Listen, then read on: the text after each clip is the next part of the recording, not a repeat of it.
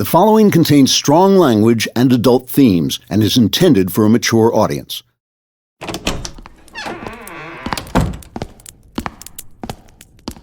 You know what makes no sense? Life?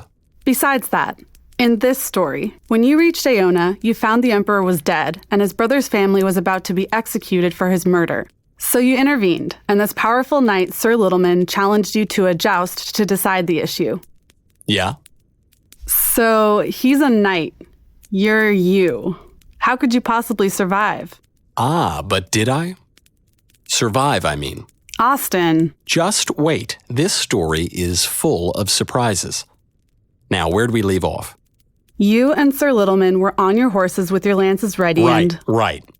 I charged.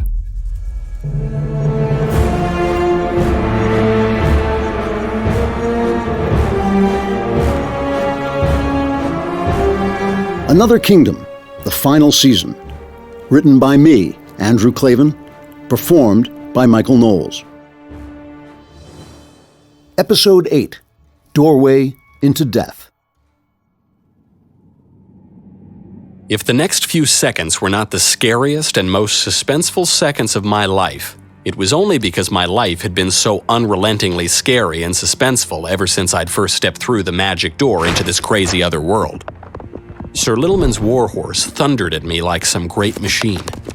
My stallion raced toward him, swift and light. My lance point swung everywhere except in the direction I was trying to aim it. His lance point trained itself on my chest and never wavered. My heart was in my throat as my whole life seemed to narrow down to the single onrushing instant of our meeting. Our two horses rushed together until I could see the blue of Sir Littleman's eyes through his visor. I could see the murder in his eyes too, my own sure and certain death hurtling toward me. We were mere yards from the fatal collision when it came on me like a revelation. This was nuts. I had no chance here. None. I was about to be skewered like a roast suckling pig. And I thought, well, bullshit on that. I pulled the reins up hard and dug my armored heels into the stallion's flank. The horse knew what I wanted. In fact, I suspect he had been thinking the same thing. In any case, just before Sir Littleman and I collided, the stallion spread his lofty wings with a fluttering pop, and we lifted into the air. Up we flew, and the crowd said, "Oh!" as Sir Littleman charged by underneath me, his lance point skewering nothing but the air between my horse's flailing hoofs. The stallion's great wings, meanwhile, pumped and rose, and we kept climbing higher and higher toward the infinite blue before me. My first instinct was to just keep going until I reached some semi-enlightened place, like Chicago maybe, where people killed each other with guns like civilized human beings. But the roar of the spectators washed up beneath me, some jeering in rage, some cheering with enthusiasm. The sound reminded me that the contest wasn't settled. If I ran away now, I would be leaving Fabian and his wife and child to burn. I sighed. Damn it, I thought. Disgruntled, I pulled the reins to turn the stallion. His wings beat the high ocean air once again as he came swinging around in a long arc to return to the battlefield.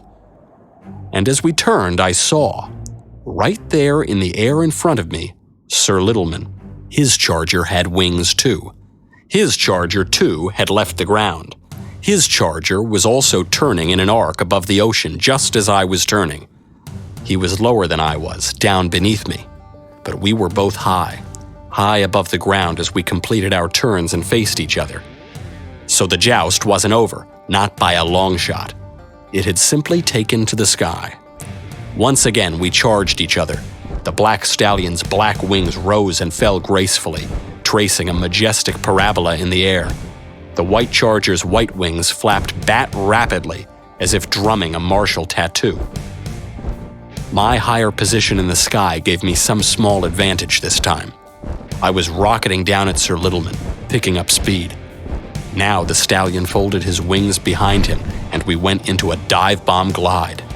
But still, I could not get control of that massive lance.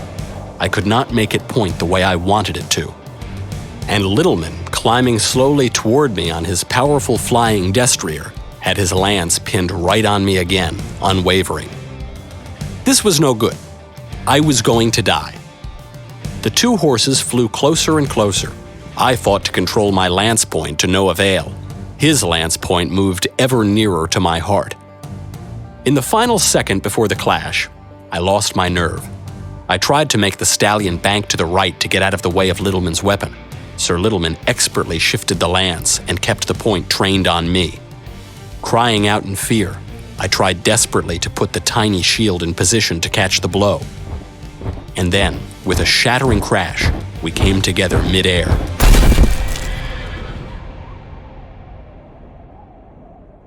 I have no idea where my lance point went. It was skewing off somewhere in space by then. Littleman's point smashed right into my chest, high on the left side, above my heart. The edge of my shield took some of the blow, and the liquid metal of my magic armor gathered at the spot in a last-ditch effort to keep me from being pierced clean through. But the shot was a beauty all the same. Sir Littleman's lance exploded against me in a spray of splinters. I was knocked clean out of the saddle, my legs flying wide. I felt my brain rattle in my skull. The lump on the side of my head where the Yeti had slugged me tolled like a ding-dong bell. And I fell. Through my helmet's visor, I caught a glimpse of the earth far below, far enough so the impact would surely kill me. I had lost my grip on my lance and could see it spinning down and down through the air toward the cliffs. Only the fact that I managed to hold on to the flying stallion's reins with my left hand kept me from plummeting straight to my death. I dropped to the length of the reins, yanking the stallion onto his side. He let out a frightened whinny as we tumbled together toward oblivion. His whole body thrashed as he tried to right himself. I dangled helplessly, watching the ground speed toward me. The stallion fought his way upright. He spread his wings again. One wing slapped me hard in the face and knocked me against the horse's flank. I clung to the reins with one hand and frantically reached up with the other to grab the saddle. I lifted my legs to try to keep them clear of the ground. With only a few yards left before impact, the stallion went into a rapid glide, slowing our descent a little. Nonetheless, we hit the earth hard, running at a gallop. The jolt loosed my grip. I was thrown free and went flying through the air. The crowd gasped. I smacked into the ground. "Oof!" I said as the breath was knocked out of me. But I kept rolling, trying to absorb the blow. I went tumbling over and over in the dirt, catching glimpses of the edge of the cliff as I headed straight for it. Dazed and coughing, I clutched at the earth with my mailed fingertips, cutting parallel furrows in the dirt. I got purchase and stopped my roll just at the place where the earth ended. My head went over the side and I saw the great waves hitting the jags and rings of rock way, way down below. There, at the very limit of the world, I came to rest. With the speed of panic, I rolled back the other way, putting some distance between me and the fatal drop. I lay on my back and groaned with pain, a sound lost under the crowd's cheering and the tumult of the distant sea. With a grunt of agony and effort, I turned onto one shoulder, my armor rippling around me. My vision doubled and undoubled as I searched for Sir Littleman. There he was. His charger was just landing in a smooth trot. Even as the horse was still running over the field, the knight dismounted with a graceful, flowing motion, walking swiftly to keep his balance after he touched down. I lay dazed, watching as he tossed the butt of his shattered lance aside. Still striding away from me, he drew his sword with a metallic swish. Then he turned, trained his eyes on me, started walking toward me, ready to finish me off. I felt hollowed out by the fall. Every part of me ached. My head was still buzzing from the shock of the lance. But Sir Littleman and his sword were coming at me relentlessly. I had to move. I had to stand. I let out a ragged growl as I pushed myself to one knee. I braced one hand on my thigh, the other on the earth, and pushed myself up until I was on my feet, stumbling and swaying this way and that. Sir Littleman threw up his visor. I could see his teeth bared with determination. I could see his eyes blazing with battle rage. He picked up his pace as he got closer, almost running at me now. He began to lift his sword to deliver the fatal blow. I reached across my body for my own sword. My hand closed on the hilt. My bruised muscles sent pulses of pain through me as I used all my effort to draw the blade free. Somehow I managed to lift the sword up in front of me just as Sir Littleman swung with his. Our two blades clashed together. The blow sent me reeling backward, which saved my life as Sir Littleman swung again at once, trying to cut me in half, and the edge of his sword whisked through the spot where I had just been standing. Without a pause, he charged again. I braced myself, my sword up in front of me. I sensed the brink of the cliff right behind me, but there was no time to look and see where it was. Sir Littleman gave a war cry and unleashed a backhanded swing at my throat. I turned my blade to meet it and blocked the blow. Our swords locked together for a single second. Our eyes locked together, our faces inches apart. Then Sir Littleman lifted his foot high and kicked me in the belly. I went staggering backwards and tumbled off the edge of the world. I went off the cliff and plummeted. It was a long way down, a long, long way. I fell and fell and fell toward the sea. My sword and armor vanished. My body revolved in air. I saw the crashing whitecaps and the rocks spiraling up at me from below.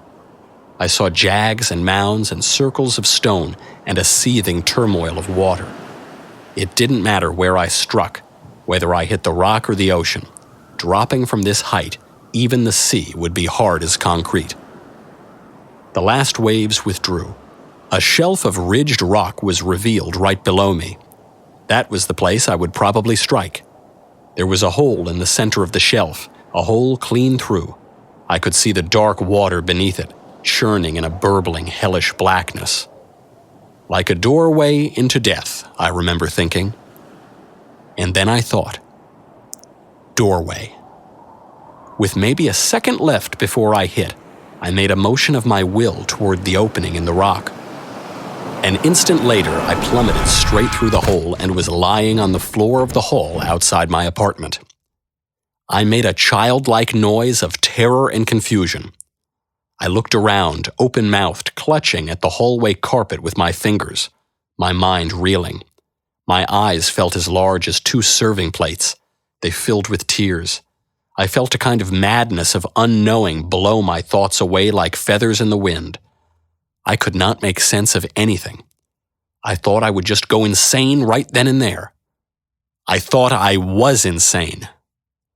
But I was alive! Panting and coughing, I began to sit up. I groaned, my bruised body ached and my bones seemed to rattle. I reached up to touch the throbbing place on my head where the Yeti had hit me and felt a sharp pang from the throbbing place on my chest where the lance had struck. Then I let out a high shriek of shock and surprise as something made my body vibrate. What is it? What is it? It was my phone, the phone in my pants. Wasn't it after 1 a.m. here? Who the hell could be calling me now? I dug into my pocket and drew the phone out. I read the readout. Caller ID blocked. I answered. Hello? A man's voice. Is this Austin Lively? Yeah. Yes. Who is this? Jane Janeway. Is she your girl? Yes. What about her? You've got to get her out of lockup. They're gonna murder her in there. Murder her? Murder Jane? Who? How? When? They're gonna hang her in her cell, make it look like suicide. Tonight, around midnight.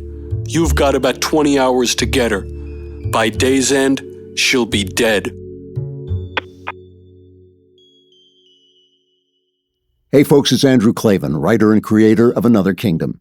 If you have questions about the show, then you're in luck. Michael Knowles and I will be doing a special live discussion on Monday, November 25th at 7 p.m. Eastern, 4 p.m. Pacific. It will stream live on dailywire.com, YouTube, and Facebook.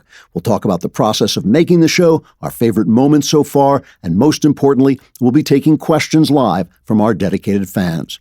But you have to be a Daily Wire subscriber to ask those questions. So go right now and subscribe at dailywire.com so you don't miss out.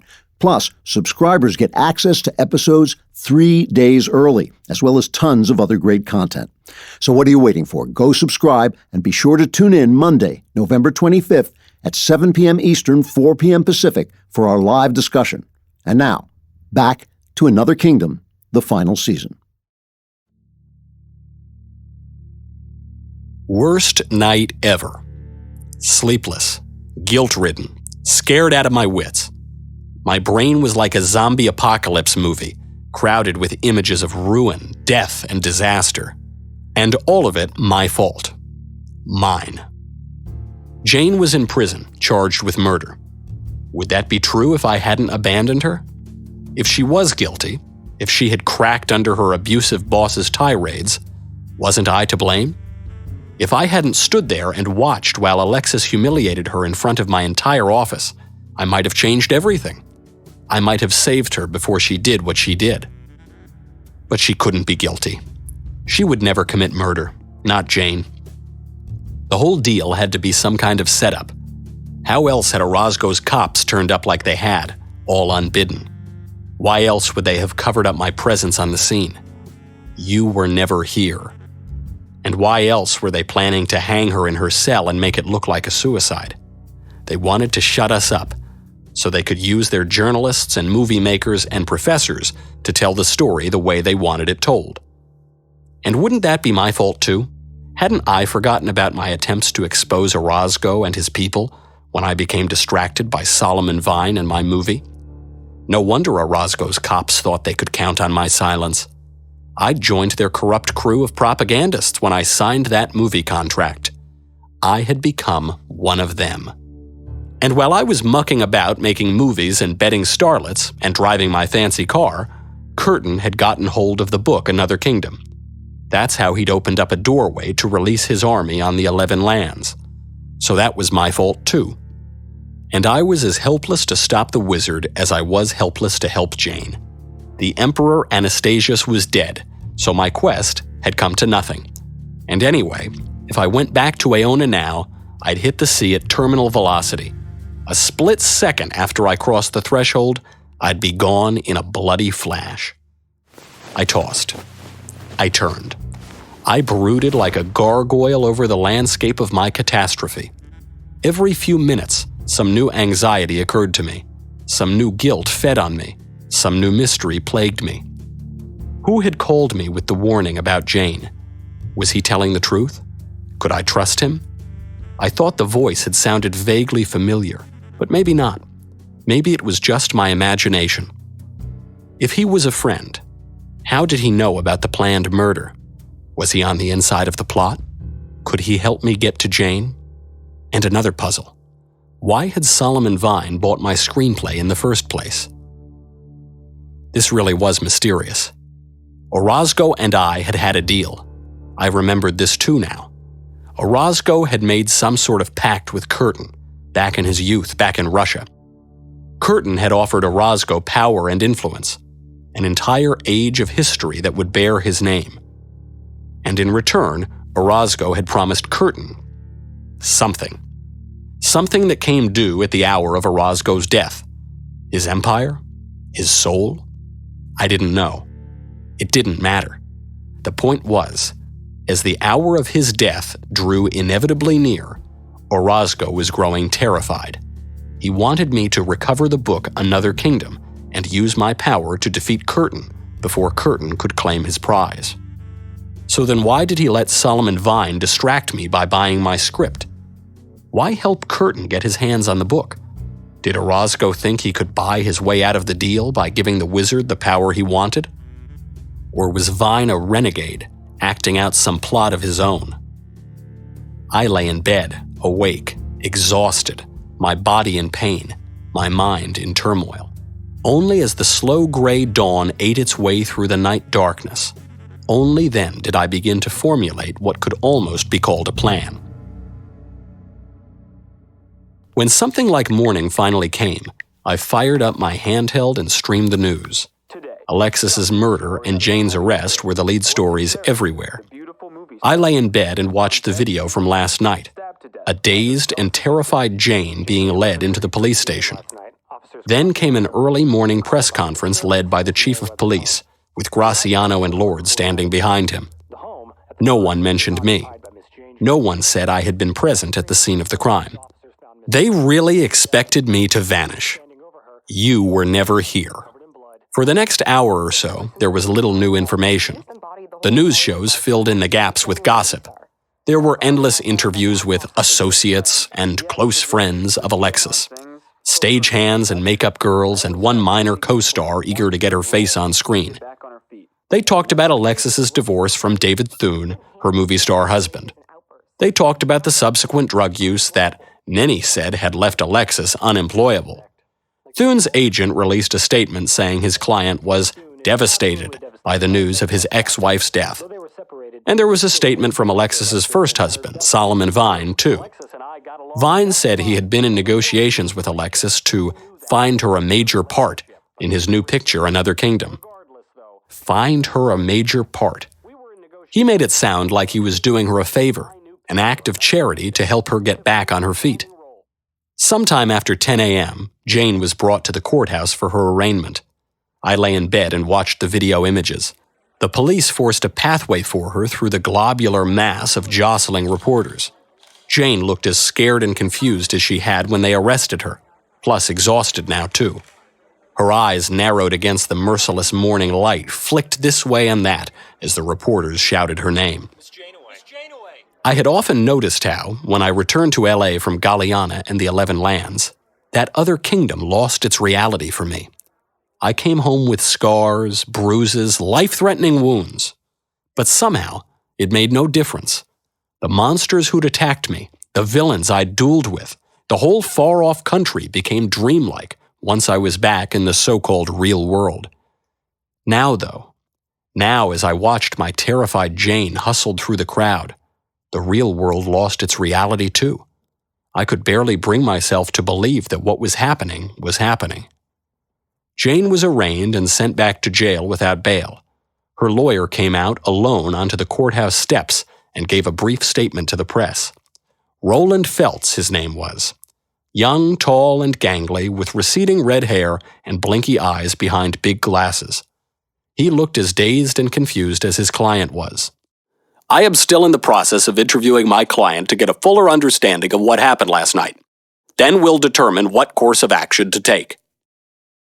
Right. In other words, Roland Feltz thought Jane was guilty and was trying to convince her to make a deal and cop a plea. Still, he was my only point of contact, my one chance to reach Jane. She would have told him I was on the scene last night and he would want to talk to me. So that's what I would do. If Vine or Orozco or whoever was behind this mayhem, and if any of them thought I was going to keep my mouth shut to preserve my green-lighted picture, they could green-light my ass. My memory was back. My soul was back. I was back. Them days were done. I reached for the phone to call Roland Feltz. But before I could grab it, the phone buzzed. I answered. It was Roland Feltz. Jane was being held in the Blackwood Women's Detention Center downtown. The Tower. That's what they called it. It was easy to see why. The jail looked like the crumbling ruin of some forbidden castle in a cheap horror movie. It loomed darkly at the center of a government compound, which otherwise consisted of a collection of low barrack-style buildings. There was a fence around the compound, a diamond-link fence topped with razor wire. There were guard towers and giant spotlights positioned at the corners. The tower itself was a strange pile of a place. Really strange. Half of it was 20 stories tall, and half was shorter, maybe 15, so that it looked lopsided, like it was rotten, sloping over, about to fall. The stone of the walls was basalt gray, a strange non-color that blended in with the cloudy sky behind it, so that portions of the structure seemed to vanish at times, giving the whole thing a weird, shifting, and sinister aspect. The place seemed at once vital and moribund, a hungry monster and a dying beast. I could imagine Jane looking out the prison bus as she first arrived here, her heart sinking. I felt pretty much the same way as I met Feltz in the parking lot and he led me inside. I had agreed to speak with the lawyer on condition I could talk to his client first. The thing was, I didn't think my testimony would help Jane much. I had found her covered in blood and carrying a butcher knife while drugged out of her mind. If anything, I'd make a better witness for the prosecution than for the defense. Plus, I wasn't sure whether to trust the lawyer. If the guy who warned me about the attack on Jane was on the up and up, why hadn't he called Feltz instead of me? Anyway, Feltz guided me through the security rigmarole in the jail lobby. Then, once I got through the metal detector, an enormous female corrections officer who looked, so help me, like the female corrections officer balloon in the Thanksgiving parade, took me to the row of visitor windows. I sat on my little stool in my little booth and waited. After a few minutes, another balloon-like CO brought Jane in. "You have 15 minutes, she told us.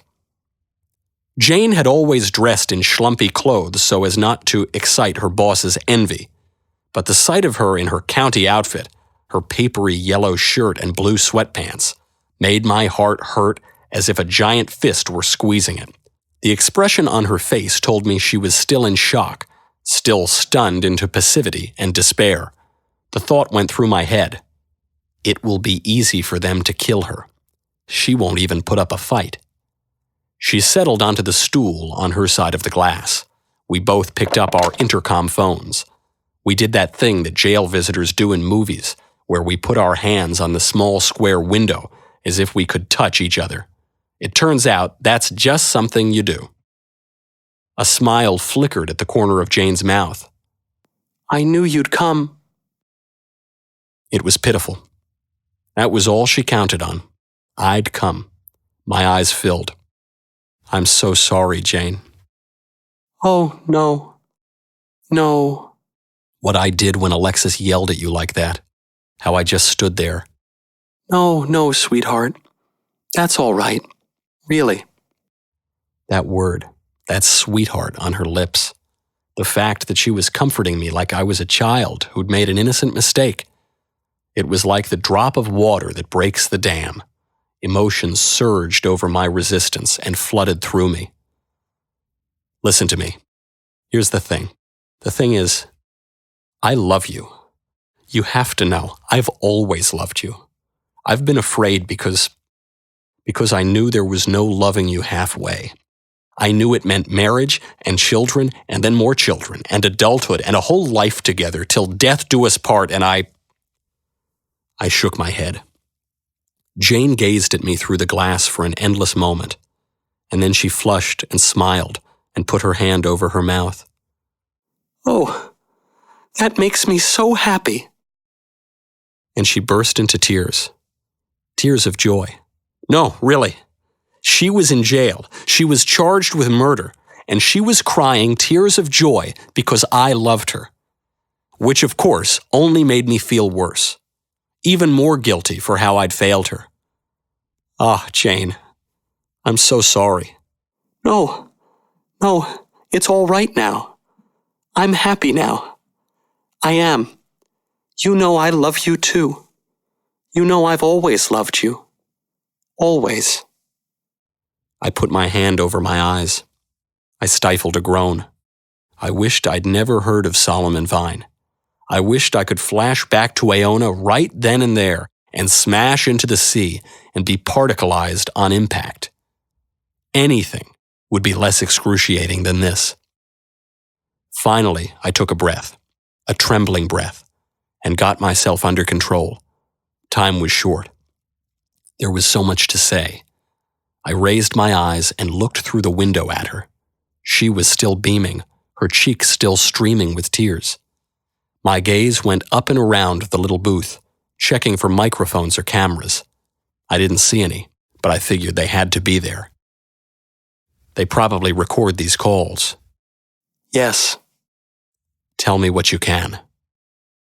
Her narrow shoulders lifted and fell under the papery yellow shirt. I was working. I think I fell asleep at my desk. I woke up and there was someone standing there in the doorway. A man, I think. But he was very dark, just a shadow. And that's all. After that, I don't remember anything. I remember you. I remember you carrying me into the house, but it's all confused. You must have been drugged then. The man must have drugged you. She hurriedly swiped the tears off her face. I don't know. Yes, maybe. I don't know, but I would never have hurt her, Austin. Of course not. I wasn't even angry at her. At Alexis, I mean. Not really. She'd always been very good to me. She really was. I mean, she was a movie star and had her ego and all, but she gave me extra money when my mother got ill. She let Skylar live with me when she had nowhere to go. She was a kind person. It was just the divorce that made her, you know, what she turned into. The divorce and then the drugs. They ruined her. That's why I stayed with her, to take care of her until she was well, because she took care of me when I needed it. It didn't seem right to just leave her.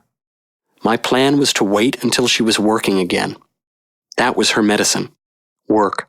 She was desperate for work. But the stories about the drugs got around and no one would hire her. Except Mr. Vine. She kept saying Mr. Vine would hire her. She was sure of it. And then, when he did hire her, well, I just thought, okay, she'll be all right now. I just wanted to make sure they signed the contracts, and then I was going to leave. And in the meantime, those rages of hers, the things she said to me, they didn't hurt me, Austin, because I knew she was in pain and I was helping her. I smiled sorrowfully into her blue-green eyes, eyes glassy with weariness and with crying. What jury in the world would believe in Jane, I wondered? Who would believe in her kindness and her patience, her willingness to tolerate Alexis's abuse in order to do what she thought was right? The jurors would never buy it. They would just think it was weakness and passivity. They would think she had stored up her anger and finally struck back. They wouldn't understand Jane. Your lawyer, can you trust him? She nodded. He's an old friend from college. Is he in love with you? She rolled her eyes. Don't be silly. I nodded. So that meant, yes, he was in love with her. Every man who met Jane fell in love with her. It was an occupational hazard of being the single most feminine human being on the planet. But it probably meant he was trustworthy. All right, listen. Then I said again, listen. Because I wasn't talking to her, not just to her. I was talking to the jail, to the people who ran the jail. There are people who want to hurt you. Jane breathed deep. She nodded. She knew, or she'd guessed. Whoever had set her up couldn't let her live to testify. They want to make it look like suicide, but it won't be suicide, and I'll know it wasn't. Do you understand? Austin, don't. If anyone hurts you, if anyone touches you, they'll pay. I'll make them pay. And if they think I'm going to keep my mouth shut about it. Austin, please. There's something going on. I don't know what, but it's dangerous. You have to be careful. I couldn't stand it if you were hurt. Listen to me. Look at me, Jane. Her whole body shook as she peered through her tears and through the window. Marry me. Live with me forever. Have children with me. Lots and lots of children. A whole country's worth. She sobbed and started crying again. I always wanted to. You will. We will. I swear it. She smiled even as she went on crying. It made that big invisible fist squeeze my heart all the tighter. And sure, I knew how hopeless this was. It was impossible for me to save her. Impossible for me to get her out of this place before midnight, before the killers came. But I would. Somehow, I would. I leaned forward. I pressed my nose to the cold glass. She leaned forward and pressed her face to mine. I clutched the phone in my trembling hand. So help me. So help me, God. I'll come for you. The lawyer, Feltz, was waiting for me in the tower foyer, sitting empty-eyed on a bench near the metal detectors. He stood up as I returned from the visitor's room, and we walked together out into the parking lot. Up close and in person, Feltz did not inspire confidence. He had the look of a kid who'd prepared for the essay test in English Lit and suddenly found he was taking the short answer quiz in calculus. His gangly body waved like a stalk of wheat above me. He blinked down at me gormlessly through his big glasses. "You know she didn't do it, right?" "Well, she says her recollection is confused." "Yeah, that's the wrong answer, Feltz. Jane would never kill anybody. You have to know that." He did know it somewhere deep down, but that sort of knowledge had been lawyered out of him at lawyer school. She saw a man in her workroom doorway. After that, she can't remember anything. The guy obviously drugged her. Feltz swayed back and forth up there. "It's a hard sell to a jury. The way she was, the way you found her. It looks bad." I nodded, glancing off across the barren complex. Faceless barracks. Heartless barbed wire. He had a point. I have a source who says they're going to try and kill her tonight. Surprised, Feltz let out a laugh. "Who is?" "I don't know. The same people who set her up, I imagine. They're going to hang her in her cell, try to make it look like a suicide." For a lawyer, Feltz had a lousy deadpan. I could practically read his thoughts. He was thinking, this guy is crazy. "Well, she's in jail, remember? I don't think we have to worry too much." Feltz, look at me. Look in my eyes. Do I look like some lunatic conspiracy theorist? "Yes, almost exactly." Okay, maybe that was the wrong question. My point is, you have to take some precautions. Get her on 24-hour watch. Tell the press there have been threats against her. Tell them she's not suicidal. You see what I'm saying? Maybe if they know we know they're coming, they'll think twice before they come. Here, Feltz actually paused long enough to study me. His manner changed a little. He became thoughtful. "The press all seem to be against her. They've already convicted her." I decided not to respond to that. How could I tell him? Orozco had been taking over the press for decades. They were his people, in on the setup. It would only make me sound more paranoid. "Listen, Feltz, this is Jane we're talking about. You know what she is, right? What she's like?" His long body went up and down as he drew a deep, wistful breath and blew it out again. He knew all right. He knew Jane. He loved her. They hadn't lawyered that out of him. "So take care of her, and I'll be in touch." I started to move away toward my car. He seemed to wake up at that. "What do you mean? What are you going to do?" "I'm going to see if I can find out what really happened." "How? Wait, maybe I can help. Where are you going? Who are you going to talk to?" I kept on walking. If I couldn't tell him about Orozco, how was I going to explain that I needed to talk to the Queen of Galiana? "She's from this other kingdom, Feltz. She was exiled here to Los Angeles for her own safety by the King of Shadow Wood. Long story." Hell, even I found that hard to believe. But going to see the Queen was the only thing I could think of.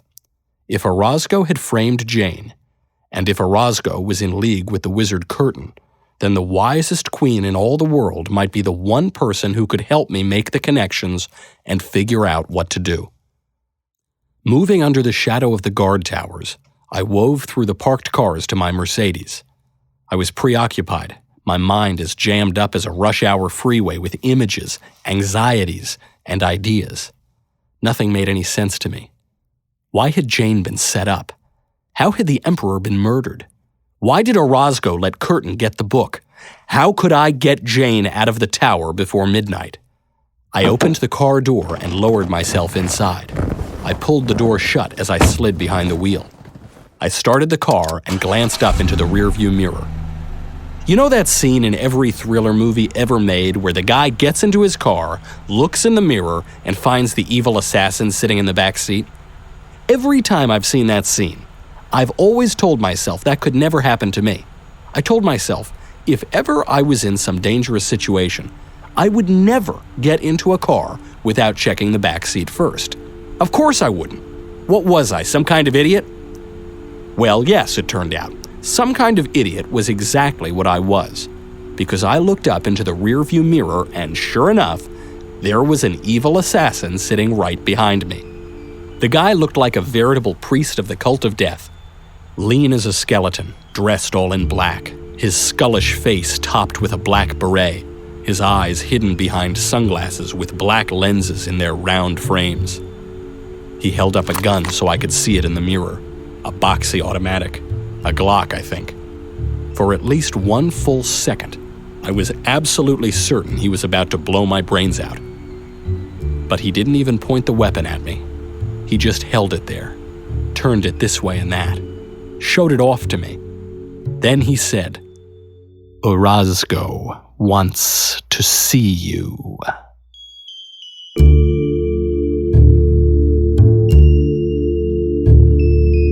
Another Kingdom, the final season. Written by me, Andrew Klavan. Performed by Michael Knowles. Voice work for the Secretary, Caitlin Maynard. Episode 8, Doorway into Death, was directed by Jonathan Hay. Produced by Austin Stevens. Executive producer, Jeremy Boring. Supervising producer, Mathis Glover. Visuals by Anthony Gonzalez-Clark and P.K. Olson. Audio, music, and sound design by Kyle Perrin. Associate producer, Katie Swinnerton. And the main theme is composed by Adrian Seeley. Another Kingdom, copyright Amalgamated Metaphor. Daily Wire production, copyright Daily Wire 2019.